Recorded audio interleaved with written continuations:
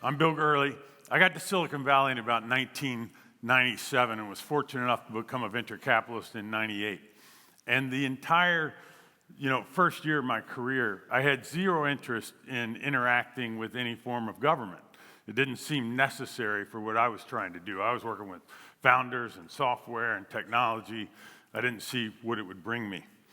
Until one day where I ran into an issue, which I'll tell you about later, that required me to understand what was going on in Washington. So I checked in with a few advisors. They introduced me to this lawyer in D.C. Turns out D.C. lawyers do a lot of things that aren't lawyering. And he listened to what I have. He said, I'll call you back. He calls me back. He says, Bill, I got exactly what you need. I found a congressman on the committee that matters to what you're talking about, and I can set up a meeting. I go, great, I'll fly out. He goes, no, don't fly out. He's coming to you. I go, he's coming to me? That's pretty nice. He goes, do you have a conference room? I said, I'm a venture capitalist. We have lots of conference rooms. So he said, I need you to get some people together, and here's the catch. They need to bring $5,000 each. Hung up the phone. Started thinking, all right, I got 6 people. We got board members, CEO, $5,000, $30,000. He called me back next week. How's it going? Great, I got 6 people, $5,000 ready to go. He goes, most of these meetings have 10 to 12 people. I said, shit. Like now I'm inviting people that don't even have anything to do with this thing and like having to help them out. I'm up to $60K, I hang up. He called me back a week later. He goes, Bill, how's it going? I go, shit, I got 12 people. Everybody's got a check. We're ready to go. I'm losing interest at this point. He goes, do they have spouses? I'm like, what kind of question is this? Do they have spouses? He goes, yeah, let's have their spouses write $5,000 each. I go, our conference room's not big enough for the spouses. He goes, they don't have to come. This is a true story, by the way. True story. And it would go on to happen 2 more times in my life, and then I stopped meeting with congressmen.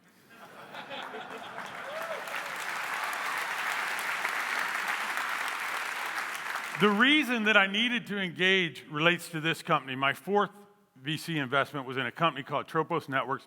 We had industrial-grade mesh Wi-Fi. You could mount it on a telephone pole and bathe the city in Wi-Fi, broadband. It was awesome. We were so excited about it. We were changing the world. It was disruptive. Google got excited about it. Earthlink got excited about it. But the customer I loved the most that got excited about it were mayors. There are hundreds of mayors all over the country that wanted to provide free Wi-Fi service across their downtown area. It would help with public safety, economic development, and of course, digital divide. So we were so thrilled. I was so pumped. I was sure we had a winner here. And then one day, these 2 people got excited, which turned out not to be a good thing. This is Mayor Street of Philadelphia and his CIO, Diana Neff. They got just as excited as I did. They were idealistic. They were, optimistic. Maybe they were quixotic. Maybe I was too. Because the next thing that happened is what caused me to get that meeting. You can't read this, but it says, lobbyists try to kill Philly wireless plan. And in the article, it says, Philly's plan to offer an inexpensive wireless internet service, the most ambitious yet, collided with commercial interest. Collided with commercial interest. There were no voters or citizens up in arms about this. Commercial interest. How many of you, I know this is a younger crowd, how many of you are old enough to remember Schoolhouse Rock? Awesome. So, like you, I learned about how Congress works by ABC Saturday morning television. And they told us, there's a phrase in this, I looked up the script. It said some folks back home wanted a law, so they called their local congressman, implying that the people that have the need are the citizens and the people that write the law are the congressmen. Imagine how surprised I was when I read this. Philadelphia was embarking on the research phase of the project when Verizon successfully pushed a bill through the state legislature. Verizon's writing legislation? How does that work? Now, it turns out this wasn't even our biggest problem because another company's headquartered in Philadelphia named Comcast. They had put a bill on Governor Rendell's desk, proposal drafted by lobbyists for the telecommunications companies. This isn't what I learned on Schoolhouse Rock.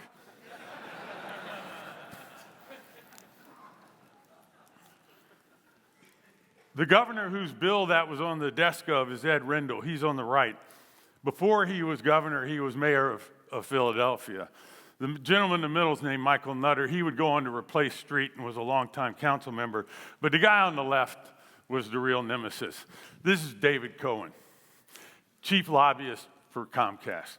Now, David Cohen is to corporate lobbying what Bob Marley is to reggae. He's like, there's no second. The New York Times did a profile of him called Comcast Real Repairman, in which they say he's the most important executive in the whole company, and I fundamentally believe that. It also says he's probably one of the most savvy corporate political operatives in the history of U.S. business. The article on the right from the Inquirer calls him Philadelphia's most powerful unelected official. I don't even know how you can put those words together. So here we are in our little conference room with our spousal enhanced checkbooks, and this is like a second grader challenging Michael Jordan to a game on one-on-one for money. Like we were pissing in the ocean. We had no chance. No chance.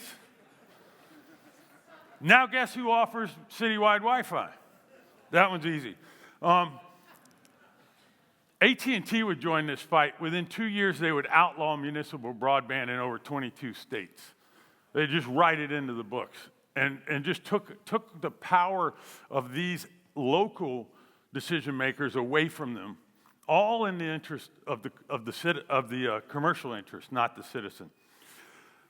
I want to talk about another piece of telecom legislation. My partnership back in those days invested in telecom equipment, and so we were very interested in the Telecommunications Act of 1996. This was heralded as the most important telecommunications reform in 62 years. Now, this one's simple. I'm just going to use the headlines from Wikipedia. The Telecommunications Act of 1996 had two goals: to promote competition and to encourage the rapid development of new technologies. Let's see how things went. In 1996, the top four had 48% market share. 5 years later, after this heralded legislation, they're up to 85%. That didn't work. Let's check in on the second one. Were they promoting innovation? This is a chart of VC dollars into telecom equipment. This used to be 15% of what VCs did. Within 10 years, it had gone below 1%, and a year later, the MVCA stopped tracking it. Now, if you want to talk to one of the expert VCs in telecommunications equipment, it'll be easy to do because they're retired. This market's gone. There is no more innovation in telecom equipment. So what happens here? How can you possibly have a super important bill signed by and implemented by one of the most heralded presidents that we've in our generation that doesn't just fail? Failing would be things stay the same and you don't accomplish the goal. This did even worse. It created the opposite thing of what it was supposed to go do. Let me introduce you to George Stigler. He's the 1982 Nobel Prize winner in economics and the father of regulatory capture. This is his most famous quote. As a rule, regulation is acquired by the industry and is designed and operated primarily for its benefit. I like to say regulation is the friend of the incumbent. Quick audience interaction moment. That's the one thing I want you to take away. So on the count of three, scream, regulation is the friend of the incumbent. 1, 2, 3. Yes. Amen. All right.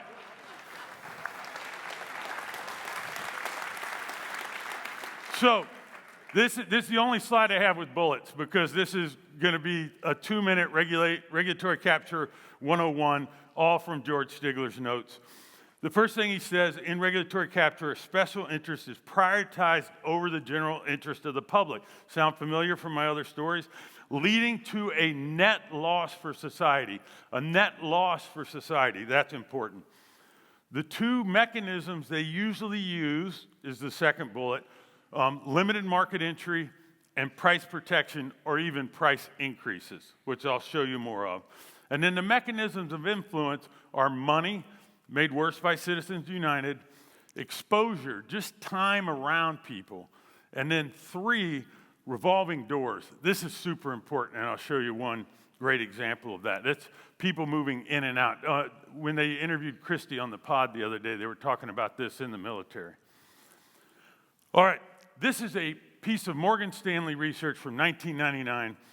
Someone took the time to go study 5 pieces of major U.S. legislation that had happened over the years and how the incumbent stocks did after the legislation.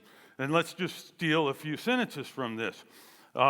Conclude that landmark regulatory action has a tendency to improve returns for the largest players in the targeted industry.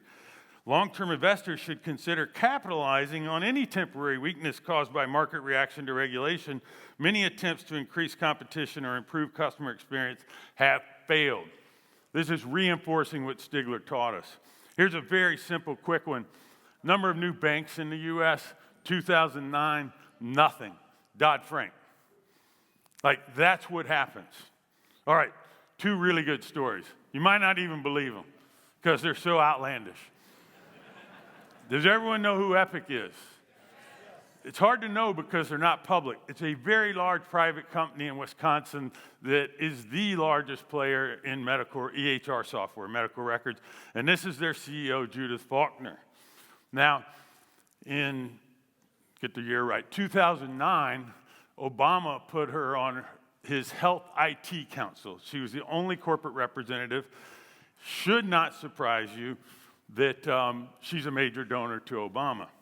Now, Obama passed the American Recovery Act. That was his big piece of stimulus, kind of like Biden's Inflation Act that happened recently. And tucked underneath that, easy to hide in this big bill, is an act that was, the acronym's high-tech. It's this health information technology thing. And then they created an agency called ONC that oversaw it. Now, this is the part you're not going to believe. They came up with a brilliant idea. I have to assume she helped encourage this.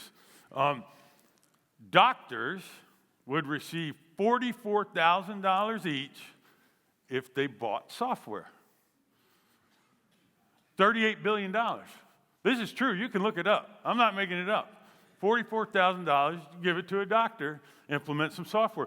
Many of you run companies, that'd be pretty cool, right? The government passed a law. If they buy your software, they get money. Make it a lot easier. Now, you may be thinking, are doctors needy? But here's the catch. You remember, this happened because of the mortgage meltdown. Doctors own multiple homes, so they have multiple mortgages. So they probably needed the assistant.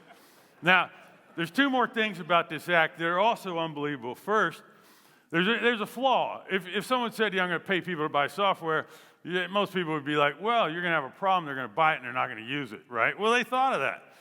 So guess what? The second phase, doctors got paid $17,000 more to prove they were using it.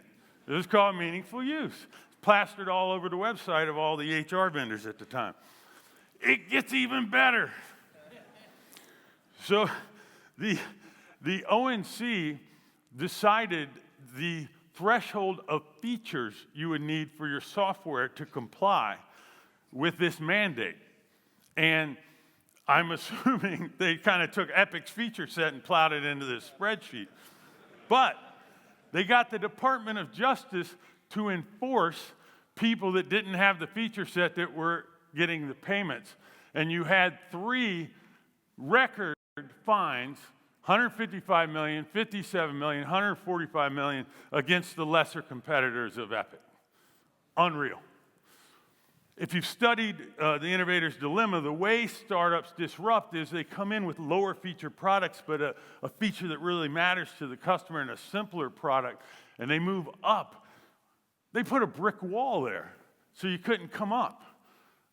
It's just amazing. Obama, in an interview with Ezra Klein, said this was the most disappointing part of Obamacare.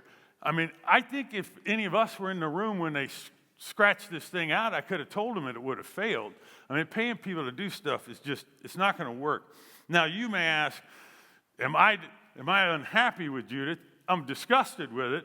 But if I were a judge in the Olympic regulatory capture competition, I'm giving her a 10. This is fantastic. Fantastic. All right, one more, revolving doors. This is one more. So many of you know what this is. This is a COVID rapid antigen test. Now, this is based on a very simple piece of technology. Hopefully, David will confirm this when he comes back up, called a lateral flow assay. Now, this technology was developed 80 years ago in 1943, and it's a complete commodity. The packaging almost doesn't matter. You could probably use the strip without it. Now, before I tell you what happened in the U.S., let me tell you what happened in Europe. Germany leaned heavily into rapid tests. They got their scientists together, and they evaluated 122 different vendors and validated 96 of them. Here they are on the right, 96 different vendors that they okayed. And as a result, in the German market, you could buy 5 tests for 3.75 or 75 euro cents a test. UK leaned in as well. They got them in such numbers and so cheap, they distributed them to people's homes. So what was going on in the U.S.? Around that time, the New York Times did a article like, here's what's going on with antigen tests. First of all, they fought them forever, and I think that may be captured as well because the hospitals were making a ton of money on PCR tests. I think they made as much money as they did on vaccines, but that's another story. Here, it says all the manufacturings are ramping up production, but right now they're hard to find. And then it lists which tests are available, and they only list 3 vendors, Abbott, Elumi, and Quidel. 3 vendors. Now, you can play along on your phone if you want to go on LinkedIn. This guy's name is Timothy Stenzel. Now, he works for the FDA, and he runs the group that oversees which antigen test gets approved. I know this because he would write scathing letters to the ones he rejected that you can also look up online. Now, guess what? You're not going to be surprised. 5 years at Quidel, 4 years at Abbott.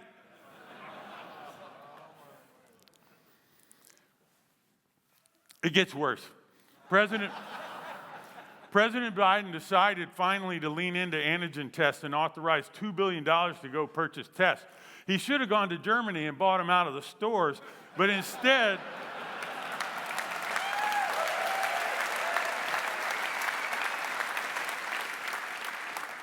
but instead he bought them from these guys.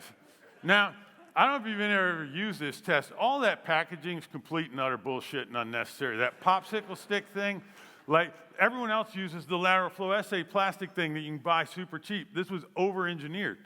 And then I got really pissed because the Wall Street Journal wrote an article that was a victory lap for Abbott's antigen test execution and how well they did in the market. And I've never met Brianna or Peter, but I hope they get to watch this because the first thing they should have done in the article was put a big picture of Timothy Stenzel because that's why this thing worked. And they write the eye-catching card on a lollipop stick as if, oh, it was so cute, everyone bought it. Like, if you tried to sell that thing in Germany, how many would sell? 0. Like at $12 a test. Yesterday, just for kicks, I went online. This is Walgreens and CVS antigen tests. There's 7 tests. They're all exactly $23.99. What is that? That's not a marketplace. That's not open competition. I also went on Boots, the famous UK. The tests are about $1.50, $1.60 per today.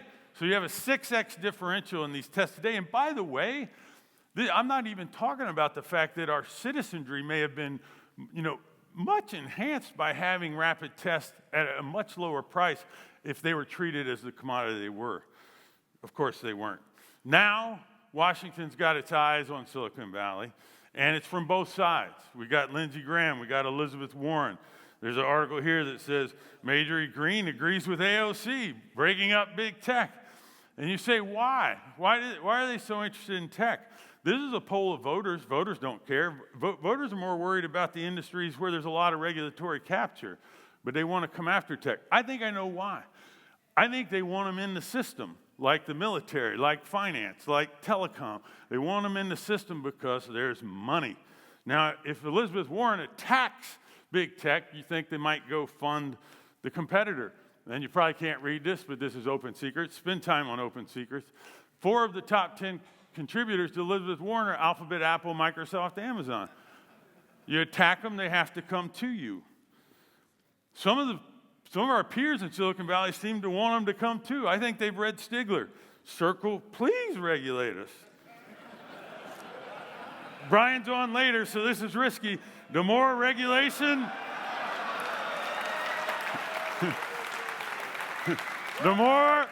I think he's right, by the way. The more regulation, the better for Coinbase. That's exactly what Stigler would say. Mark Zuckerberg needs, wants, and must have regulation. I get it, Mark. And Sam's just getting started. He wants regulation too. Now,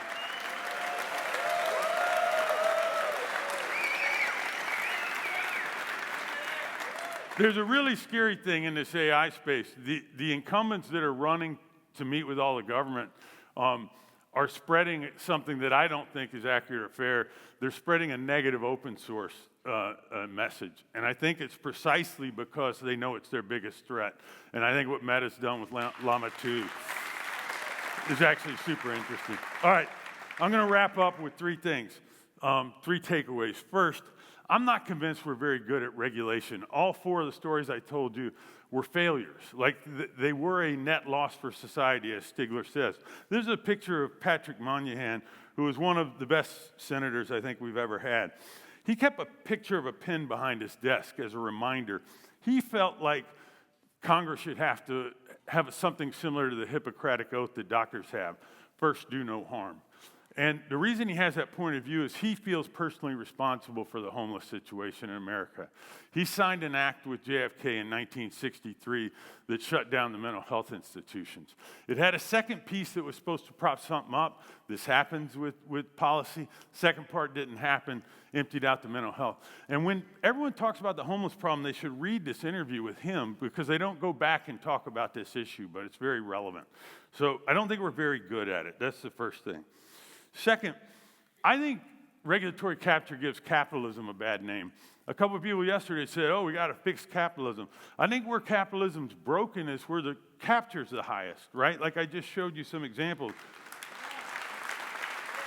You've seen these charts of price, across time, and the highly competitive products coming out of Silicon Valley are dropping like crazy. It's healthcare and education and those kind of things where you have price increases.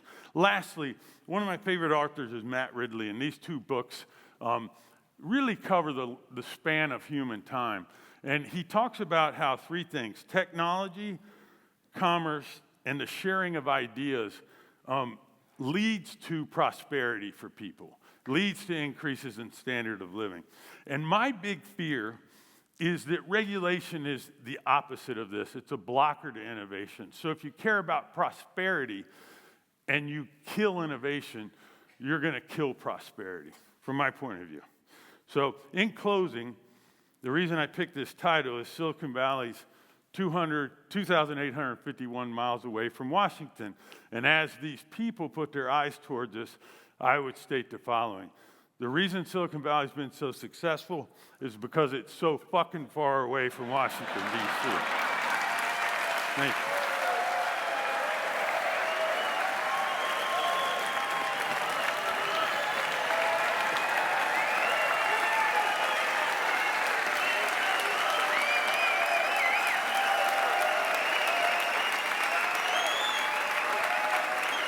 Are we talking?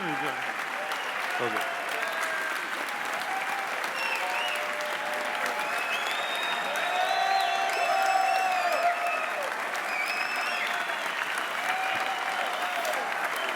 Ladies and gentlemen, Bill fucking Gurley. Well, that was it. Highlight. I think we know the best.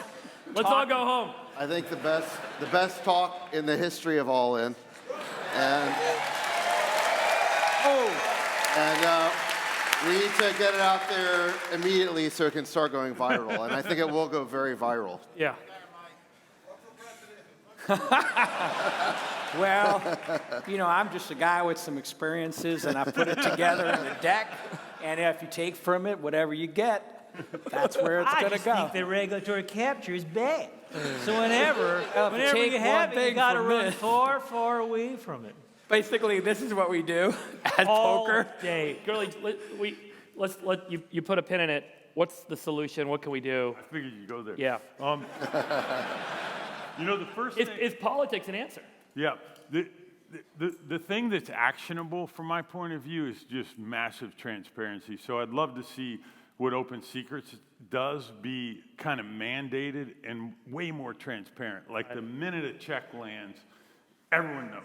Put it on Twitter. Yeah. Exit. Yeah, whatever, right? Like, expose the hell out of it. Because there's a lot of, like, those meetings I had don't show up as tropos. They show up as all those people. Like, there's a lot of obfuscation that's out there. I think that one's potentially solvable. That was really the only thing I thought blockchain could handle. But anyway, that's just aside. It gets trickier. Poor Brian was watching you, by the way. It gets trickier after that. One, you guys talked about Christie with this when you were talking about the military-industrial complex. This rotating door thing is a massive problem. If you study, there are tons and tons of senators, presidential candidates that are in the Senate. They're out for 2 years, and then they come back with $12 million in their pocket. Right. And that's happening all over Washington all the time. And I don't know how, and Christie said it's impossible because they'd have to vote to stop this on their own.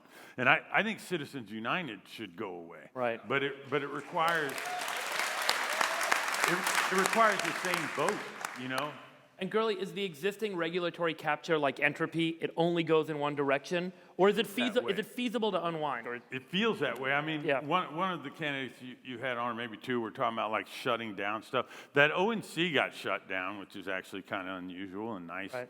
But yeah, I don't know. I don't see. There have been attempts with certain presidents, in the past of kind of deregulating. But even if that's done by the regulators, like I'm not even sure that would totally. How much of... go ahead, Sax. Well, I was going to say, on AI, I think that what was discussed at that hearing that Sam Altman testified at, I think it's an existential threat to Silicon Valley because, what Sam proposed was, well, we should have a new regulatory agency, kind of like the Atomic Energy Commission, Right. and we should have standards before AI software can get released and it gets vetted, and we'll help you write the standards. You remember all Damn this? straight they will. And the reaction... With pleasure. And the reaction of the politicians, I remember like all these senators were quoted saying, wow, this is such a nice young man. This is not like the other tech CEOs who've been testifying up here basically, defying us. How do we work with this person? And they were saying all these nice things about him. But the reason why I think this is an existential threat is because the cutting edge of all software development right now is AI. You look at what every software company is doing. AI is now part of their roadmaps. So if you subject AI to regulation, you're basically turning software into the next big pharma or into the next military-industrial complex. Washington will run the software industry. And everything we do in terms of funding these little startups, these companies with fresh ideas, it'll just be over. The government's going to do a code there's no review. VC industry. Well, that's similar to what happened with that there was an Excel spreadsheet in that EHR example of the features you had to have in your product. Like, can you imagine the government mandating features of a software I product? got some product managers going to Washington getting approval for what they add to the product. Another answer might be just to your original question, Dave, is just awareness. So getting people more aware, and hopefully this kind of thing can help. I think knowing what committees your legislators are on and when they're traveling to visit other states and other companies and stuff that have nothing to do with your local, situation they're supposed to be looking after, that'd be helpful. Right. But once again, the people that You would think it's just choose the to mandate this are the ones doing it. Is it just the nature of government that it has to scale with time? That because we all think about the government sitting outside of a market, but the government is a player in the market. They consume capital and they distribute capital. And the U.S. federal government now is the largest consumer and distributor of capital in the history of humankind, of our civilization. I fear, and you had Dalio's charts of decline, I fear that this is one of those things that causes the decline. And I fear that democracy and capitalism, will kill each other over time, for this very reason. I might point that we study the UK a little bit more. They've kind of gone longer than most societies do. They have some clever policies like losing party pays, which causes 1/10 of the litigation that we have. Yeah. And so I wonder if there's something to learn from our previous ancestors. The thing when you dip your toe into that world that is shocking is it's how low the threshold is of the dollars it takes to actually influence hundreds of billions of dollars of laws getting written. And that's where you also see some of this wrong-mindedness, because you can get any Tom, Dick, and Harry to cobble together enough money to get in front of that senator or that congressperson, and all of a sudden you see it reflected in law. It's shocking, actually.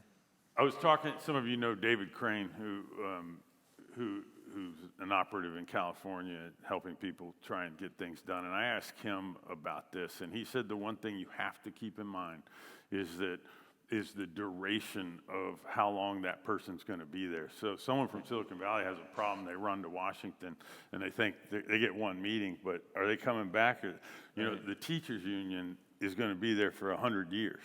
Right. So if you cozy up to them, it's forever. It's forever money. Right. Yeah.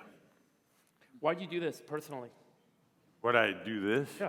Just frustrated, like. You're mad as hell. Good. Anger's a powerful. I mean, notice. You've worked on this for a while. This Yeah. presentation. I saw an early draft. It was clearly coming together. It's something you've been thinking about a long time. Long time. I've kept notes on it for 15 years. Every time I see something, I write it down. Yeah. And you're at a point in your life now where. Well, that's true. Yeah. Yeah, like I probably can't get a meeting in Washington. I mean, well, fuck it. I have trouble with investment banks also. What you saw the guys before talking about energy. It's a huge industry. There's enormous amounts of regulatory capture and lots of manipulation of laws in that sector. From that perspective and that lens, are you pro fusion and the possibilities of fusion? Not Sure. less technologically, more. Yeah, well, not just fusion, but fission. I just retweeted something like an hour ago. Apparently, one of the fission plants that's been shut down in America, they just voted to reinstate, which is a great, Progress. great We progress. turned around the anti-nuclear sentiment in 5 years, it seems like? Hopefully, but there's a long way to go, because one of the reasons fission's so expensive in the U.S. and way more expensive than China is the regulatory burden exactly. that we China's have. building 400 nuclear fission power plants right now. Yeah. That's their plan. That's their 20-year plan. And it's not just in China. And if you look at the antigen test thing, imagine with the complexity of it. Oh no, this is what I want to ask you is these large energy generators, the existing utilities. What is their incentive to not try to pull a Comcast when they see Bob and David close to the finish line? Oh, you have to imagine that the oil and gas industry's been doing that this whole way. Right. Yeah, I would assume. For traditional nuclear, yeah. Yeah, for traditional nuclear. Yeah, so I would. This time I would we see 'em coming, anticipate. I wonder, and I say this with a lot of naivete. I wonder if you could use open source around fission to try and lower the cost of building it and try and get more consistency. Well, the in big design. Achilles heel in energy, as an example, where it's impossible to capture regulatorily, is that the big opening they left is that every individual here can become their own utility, and they're subject to no oversight. And so the real question is, to your point, if an open source or some very small modular reactor can be put in the hands of every individual, and then they can make an individual decision, that's very hard to regulate. But in the solar market, which I know you spend a lot of time in, the rules on whether or not you can run power back in and at what rate That's right. are arbitrary across the entire country. That's right. Guys, I know I speak for everyone when I say that this has been an unbelievable highlight and a real treat. Bill, thank you so much for doing Thanks, this. everyone. Incredible doing. So good. Wow. Wow. I'm going all in. Wet your beak. Wet your beak. Wet your beak. Besties are back. I'm going all in. Let your winners ride. Rain Man David Sack. I'm going all in. And instead, we open source it to the fans, and they've just gone crazy with it. Love you, Besties. Queen of Quinoa. I'm going all in. Let your winners ride. Besties are back. Code 13. That's my dog taking a notice in your driveway setbacks. Oh, man. My haberdasher will meet me at place. We should all just get a room and just have one big huge orgy because they're all just useless. It's like this sexual tension that they just need to release somehow. Wet your beak. Wet your beak. Your beak. That's gonna be good. We need to get merch. Besties are I'm back. going all in.